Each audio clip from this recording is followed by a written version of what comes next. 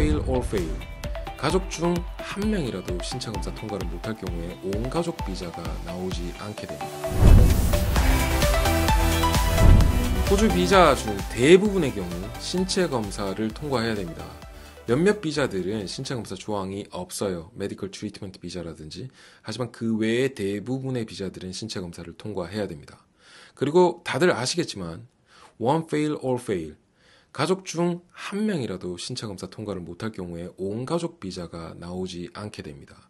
굉장히 강력한 게 이 신체 검사 요건이죠. 자, 그런데 이 신체 검사 관련돼서 헬스 웨이버라고 하는 내용들이 일부 있습니다. 많이 들어보셨을 텐데, 자, 이 헬스 웨이버는 답부터 말씀드리자면 대부분의 비자에 해당이 되지 않습니다. 그렇기 때문에 이 영상을 보고 있는 많은 분들이 헬스 웨이버 통해서 내가 비자를 받을 수 있겠구나라는 생각은 안 하는 게 맞아요. 그런데도 불구하고 헬스 웨이버를 알고 싶다. 자, 그러면 어떤 비자에 헬스 웨이버가 적용이 되는지를 먼저 아는 게 중요하겠죠. 대부분의 가족 이민 관련된 비자들은 헬스 웨이버가 해당이 됩니다. 즉 차일드 비자, 자녀에게 비자를 주려고 할 때, 또는 파트너 비자, 이런 비자들을 신청할 때는 내 배우자가 신체 검사 통과가 되느냐 안 되느냐를 가지고 따지기보다는 이민성 장관에게 읍소를 통해서 신체 검사 통과 요건이 안 됐을지라도 제발 좀 봐주라라고 애걸복걸 할 수 있음을 뜻하는 거죠. 헬스 웨이버는 바로 이런 것들이에요. 그런데 몇몇 취업 비자들이 이러한 헬스 웨이버가 가능합니다. 대표적으로 TSS 비자.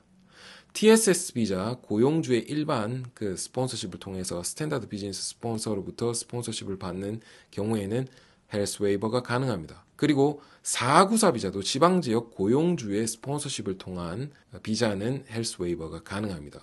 즉 TSS를 스탠다드 비즈니스 스폰서로부터 받았는 경우에는 이 비자 받고 나서 나중에 3년이든 2년이든 지나서 ENSTRT로 진행할 때 여전히 헬스 웨이버의 혜택을 볼 수 있게 됩니다. 494 비자도 마찬가지죠.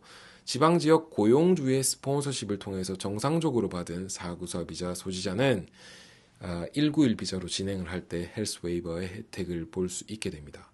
그런데 TSS 비자도 스탠다드 비즈니스 스폰서의 노미네이션만, 이런 스트림만 있는 게 아니죠. 레이버 어그리먼트가 있지 않습니까? 다마도 있고 494 역시 레이버 어그리먼트 또는 다마가 있습니다. 자, 이 이민법이 참 웃긴 게 말이죠.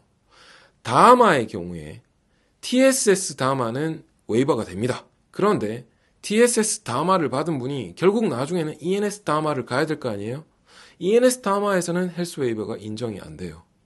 실컷 와서 지방지역에서 나이 많아도 일하라고 할 때는 언제고 영주권 갈 때는 헬스 웨이버가 안 돼서 one fail, all fail이 되는 이런 부당한 경우가 있게 됩니다. 494 비자 마찬가지입니다. 다마로 494를 받았을 경우에 이건 시작부터 헬스 웨이버가 안 됩니다. 이런 특수한 내용들이 있는 거죠. 왜 TSS든 494든 주면 다 헬스 웨이버를 주고 이때 1단계에서 받았으면 2단계까지도 다 헬스 웨이버를 주면 좋은 것인데 안 주느냐? 저한테 묻지 마세요. 이건 이민성에 따져야 될 문제이고 이민성 장관을 추궁해야 될 문제라고 생각을 합니다. 제가 변호사로서 여러분께 말씀드릴 수 있는 내용은 법을 정확히 해석하여 이러한 난점이 있는지 없는지를 제대로 안내해 드리는 게 제 역할이죠. 현재 이러한 맹점이 있기 때문에 TSS 비자 또는 494 비자를 통해서 모두가 다 헬스 웨이버의 혜택을 볼 수 있다는 내용은 굉장히 위험천만합니다. 자, 그렇다면 헬스 웨이버가 뭔지 다시 한번 구체적으로 이야기를 해볼게요. 신체 검사를 통과해야 된다. 한 명이라도 내 가족 중에 통과를 못하면 one fail, all fail로 온 가족의 비자가 나오지 않는다. 이게 신체 검사의 위력이죠. 웨이버는 자, 내가 신체 검사를 통과 못해. 또는 우리 가족 중에 한 명이 신체 검사를 통과 못해. 그럼에도 불구하고 이민성 장관이요. 우리가 호주 사회에 significant cost가 될지언정 undue cost에 해당이 되지 않고 prejudice를 주지 않기 때문에 제발 우리에게 구제를 해주렴. 이라고 부탁하고 애걸복걸하는 것이 바로 헬스 웨이버 신청입니다. 이걸 신청한다고 다 자동으로 나오는 것이 아니고 이민성의 적절한 증거와 나의 재정 능력 이런 것들을 토대로 증빙을 하여야 되고 여기에 대해서 제대로 된 인정을 받았을 때만 헬스 웨이버가 억셉트가 되고 비자가 나올 수 있게 됩니다. 들으셔서 아시겠지만 굉장히 어려운 일이거든요.